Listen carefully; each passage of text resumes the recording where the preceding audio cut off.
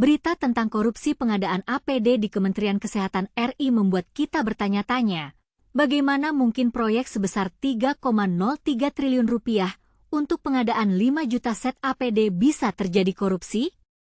Dan siapa saja yang terlibat dalam kasus ini? KPK telah menetapkan 3 tersangka baru dalam kasus dugaan korupsi pengadaan APD di Kementerian Kesehatan RI. Mereka adalah mantan Kepala Pusat Krisis Kesehatan Budi Silvana, Direktur Utama PT Energi Kita Indonesia Satrio Wibowo, dan Direktur Utama PT Permana Putra Mandiri Ahmad Taufik. 3 orang tersangka ini telah kita tetapkan berdasarkan kecukupan bukti permulaan, kata Direktur Penyidikan KPK Asep Guntur Rahayu dalam konferensi pers di Gedung KPK, Jakarta Selatan, Kamis, 3 Oktober 2024. Asep menjelaskan, dalam pengungkapan kasus ini, satu tersangka Ahmad Taufik berhalangan hadir. Dia juga mengatakan terhadap ketiga tersangka akan dilakukan penahanan selama 20 hari pertama terhitung sejak 3 hingga 22 Oktober 2024.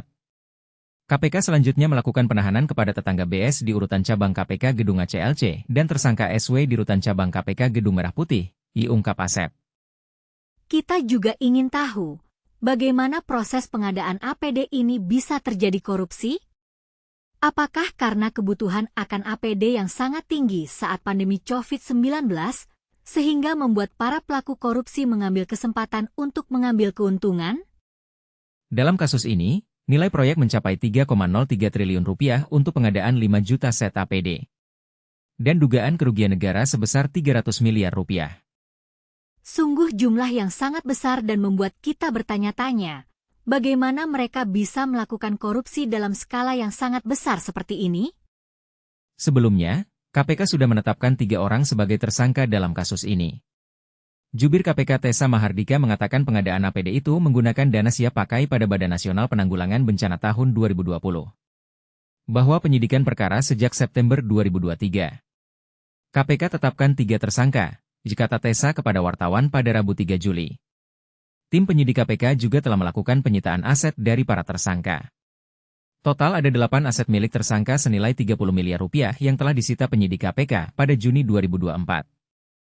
Kita juga ingin tahu, apakah para tersangka ini memiliki keterkaitan dengan kasus korupsi lainnya?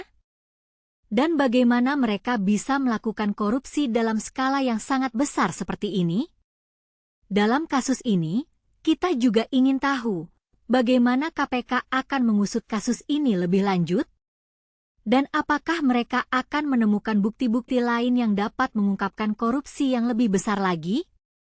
Kita juga ingin tahu, bagaimana masyarakat dapat berperan dalam mengawasi dan mengkritisi proses pengadaan APD ini? Dan bagaimana kita dapat mencegah korupsi seperti ini terjadi lagi di masa depan? Dalam kasus ini, kita juga ingin tahu, apakah para tersangka ini akan dihukum sesuai dengan undang-undang yang berlaku? Dan bagaimana kita dapat memastikan bahwa korupsi seperti ini tidak terjadi lagi di masa depan? Kita tunggu perkembangan lebih lanjut dari kasus ini, dan kita berharap bahwa KPK akan dapat mengusut kasus ini dengan lebih lanjut dan dapat mengungkapkan korupsi yang lebih besar lagi.